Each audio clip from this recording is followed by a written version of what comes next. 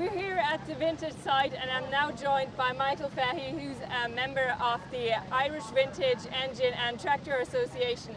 Thank you, Michael, for showing me around here today. No problem at all, Rowena, no problem. So, Michael, could you just tell us which of those tractors would you say has the most unique or rare story? There's a few of them here, but one of them that would be rare and unique in so much as it was most commonly used at the time would be the Fortune over beyond Model N, and that would be around the 1943, 44s, or maybe a little earlier. And she actually was built very unusually in so much as she was built with roadless tracks on her, because she had what they call a rotoped drainer behind her for draining the land, which was way, way ahead of its time. And they're not very common nowadays. They're hard enough to see, but she's one of the rarest ones here.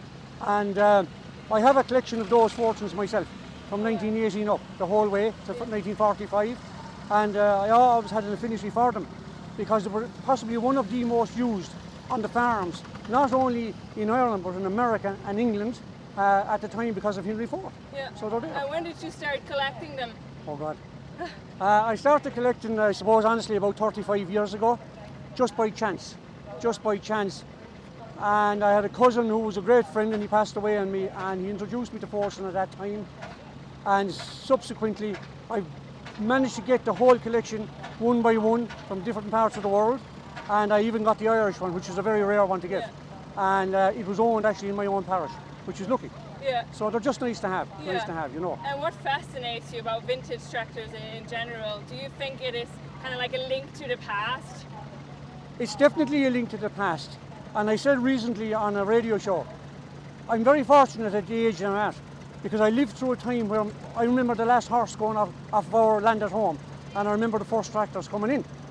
And I'm after seeing the whole thing come from the small ones just running around here behind us at the minute to the high-tech tractors I use today, which are heated, air-conditioned, everything. They're lovely for a wet day. That's all. Yeah. That's all. Yeah, but the old ones are nice, you know. Yeah, it has a great heritage story as well, and the traditional feel to it.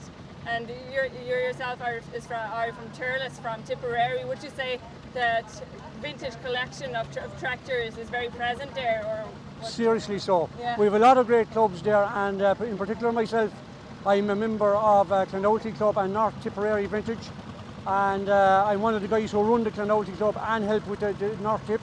And I'm also a member of the board here with Avita, recently honoured, so it's a great privilege to be here and to meet all the people and listen to different stories. As you go from different parts of the countries, everything changes from haymaking to milking a cow. Yeah. And it's lovely, and it's just a learning curve the whole time, you know. Yeah, there's so many different stories to each tractor, I guess, but overall, what is the same for everyone is a passion for vintage tractors. It's a passion, it's an interest, it's a story. It's a story and it's a tale, whether sometimes the truth, sometimes not the truth, but it's a good laugh one way or another. Yeah. And it's nice to hear all the stories and the different things that was done with them. And there was a lot of hardship involved too. A lot of hard times for men and women who bought them, because money was very scarce, even though they were only a few £100s at the time. A few £100 is a lot of money. And trying to pay for it and rear families and do everything and make a little bit of higher work. So there's great stories involved, and indeed not just the men but the women. Yeah. Their side of the story too is very important, Yeah. like, you know. So it is. And would you yourself be able to pick one of your favourite vintage tractors then in your collection, or do they all kind of mean the same to you? They're all favourites of mine, but I tell you, I work in forestry all my life, and county tractors are special to me, because I've done some unbelievable things with those tractors. I still have a few of them to this day. They're they're big, they're clumsy, but they got the job done. Yeah. That's it. And I've many stories myself about them, but I love the counties, but I like all the tractors. I see the differences in them all. They all have good points and they all have bad points. Yeah. And that's just it, like, you know. Yeah. Great, fantastic. Thank you so much for that, Michael. And there's loads more tractors to see here, so make sure to come down and enjoy the weather. Thank you very much for that, Rubina.